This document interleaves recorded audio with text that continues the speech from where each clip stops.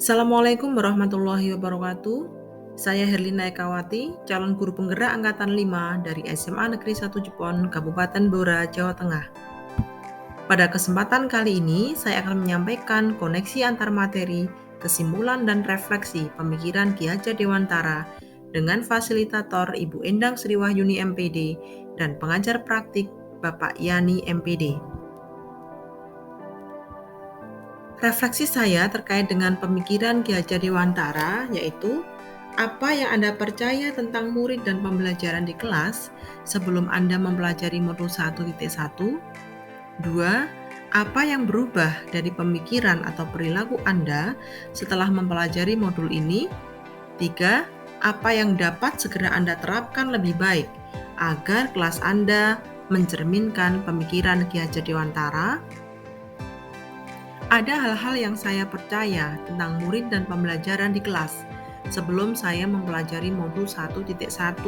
Antara lain, saya mementingkan aspek kognitif dibanding aspek afektif dan psikomotorik. Aspek kognitif di sini adalah saya lebih mementingkan pembelajaran mapel saya, yaitu matematika, dibandingkan dengan aspek afektif yang berupa tingkah laku, kemudian minat, bakat, kemudian perasaan siswa, begitu juga dengan aspek psikomotorik yang berhubungan dengan skill atau kemampuan, misalnya melukis, menari, atau kemampuan-kemampuan olahraga yang lain. Kemudian yang kedua, saya melaksanakan pembelajaran sesuai target kurikulum tanpa memperhatikan bakat, minat siswa, dan menuntut murid menguasai seluruh materi yang saya berikan. Hal ini sejalan dengan tuntutan KKM yang ada, kemudian adanya ujian nasional yang menuntut saya sebagai seorang guru matematika harus bisa atau membisahkan siswa dalam mapel matematika supaya mereka menguasai apa yang saya berikan tanpa saya peduli tentang minat ataupun bakat mereka. Yang ketiga, pembelajaran yang saya berikan sebatas transfer ilmu dan guru dominan di kelas atau teacher center. Nah, dalam hal ini saya memang kurang memberikan kesempatan kepada siswa. Saya cenderung dominan di kelas, sehingga pada saat pembelajaran banyak anak-anak yang merasa bosan, merasa tidak nyaman, takut, kemudian ngantuk, tidak punya motivasi belajar, atau bahkan ngobrol sendiri. Ya, saya kurang memberikan kesempatan kepada mereka karena untuk pembelajaran saya cenderung menggunakan metode ceramah. Kemudian yang keempat, saya merasa gagal dan bersalah jika banyak peserta didik yang tidak menguasai materi dan tidak tuntas karena kurang memahami karakter peserta didik. Saya tidak mau tahu kalau matematika itu kan sebenarnya mata pelajaran yang tidak semua anak bisa memahami. Tapi pada saat mereka tidak memahami mapel saya akan merasa sangat gagal dan merasa bersalah. Mungkin hal ini karena saya kurang memahami karakteristik ataupun latar belakang dari mereka. Berikutnya, perubahan dari perilaku atau pemikiran saya setelah mempelajari modul 1.1 tentang pemikiran Ki Hajar Dewantara, bahwa yang pertama, menurut Ki Hajar Dewantara, pendidikan budi pekerti ini sangatlah penting. Bahkan Ki Hajar Dewantara ini mengutamakan kepentingan budi pekerti terlebih dahulu sebelum anak mendapatkan pendidikan kognitif. Nah, setelah mempelajari modul ini 1.1, saya menjadi semakin sadar bahwa pendidikan budi pekerti ini sangat-sangat dibutuhkan oleh siswa. Karena budi pekerti ini merupakan perpaduan cita rasa dan karsa, dan pada saat pendidikan budi pekerti ini diberikan, pendidikan ini akan mentransformasi, akan menjadi transformasi perubahan nilai-nilai luhur peserta didik yang akhirnya akan membentuk karakter anak bangsa. Dengan demikian nanti akan terbentuk manusia yang sempurna lahir maupun batin. Kemudian saya juga mempelajari prinsip tentang pendidikan menuntun, bahwa sebenarnya anak itu sudah mempunyai kodratnya masing-masing. Guru tidak bisa merubah anak, tetapi guru bisa menuntun lakunya anak. Dalam hal ini memberikan budi pekerti ataupun memberikan karakter-karakter yang baik agar anak itu bisa berjalan sesuai dengan relnya.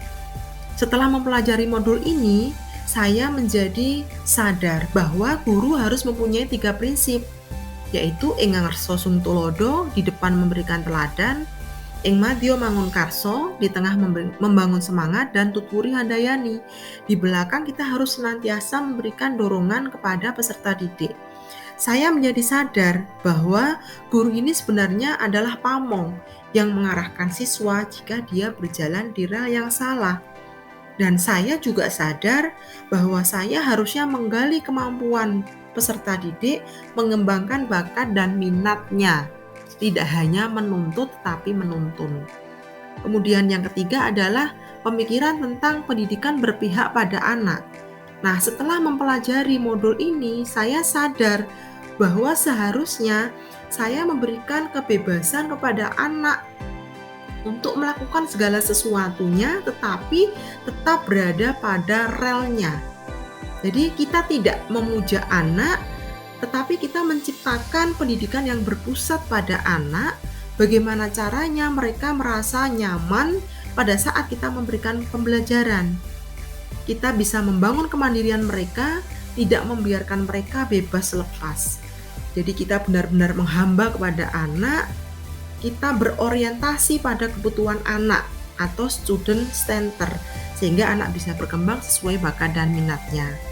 Kemudian pemikiran Ki Hajar Dewantara tentang kodrat alam dan kodrat zaman membuat saya tersadar di sini bahwa anak ini sangat dipengaruhi oleh kodrat alam berupa kultur budaya dan kondisi alam geografisnya. Begitu juga anak juga tidak boleh melewatkan kodrat zaman karena zaman ini berkembang dari waktu ke waktu. Nah, disinilah akhirnya saya menuntut diri saya sendiri untuk bisa membekali anak dengan keterampilan abad 21 dengan tetap menyaring pengaruh dari luar dan mengutamakan kearifan budaya lokal. Nah, kemudian penerapan untuk mewujudkan pemikiran supaya sesuai dengan gagasan dari Ki Hajar Dewantara antara lain, yang pertama berusaha menjadi teladan bagi anak dalam semua aspek kehidupan, seperti 3 prinsip dari Ki Hajar Dewantara tadi, ing ngarsa sung tulodo, yaitu menjadi teladan yang baik bagi peserta didik. Kemudian yang kedua, melakukan pembinaan pendidikan karakter yang berkelanjutan sehingga terwujud profil pelajar Pancasila. Kita tahu sendiri bahwa pendidikan budi pekerti ini merupakan pendidikan yang utama. Sebelum mereka mendapatkan pendidikan yang lain, maka anak harus ditanamkan dengan karakter yang baik untuk mewujudkan profil pelajar Pancasila. Kemudian berikutnya adalah merancang pembelajaran yang menyenangkan dan berpusat pada siswa. Tidak lagi menuntut tetapi menuntun. Saya akan berusaha mencari metode-metode, media pembelajaran yang bervariasi, yang menyenangkan, dan memberikan kesempatan seluas-luasnya pada siswa untuk bereksplorasi, mengeluarkan pendapat, ide, maupun gagasan kreatif mereka. Kemudian yang keempat, saya mencoba akan mengenali karakter dan latar belakang siswa sehingga mampu memunculkan minat, bakat, dan potensinya. Karena sesungguhnya anak terlahir sudah mempunyai kodratnya masing-masing, sudah mempunyai bakat, minat, dan potensinya. Tinggal bagaimana kita sebagai seorang guru bisa memunculkan dan mengembangkannya. Akhirnya, kesimpulan yang saya peroleh setelah saya mempelajari modul 1.1 bahwa pemikiran Ki Hajar Dewantara ini sangatlah luar biasa, sesuai dengan pendidikan dari zaman ke zaman.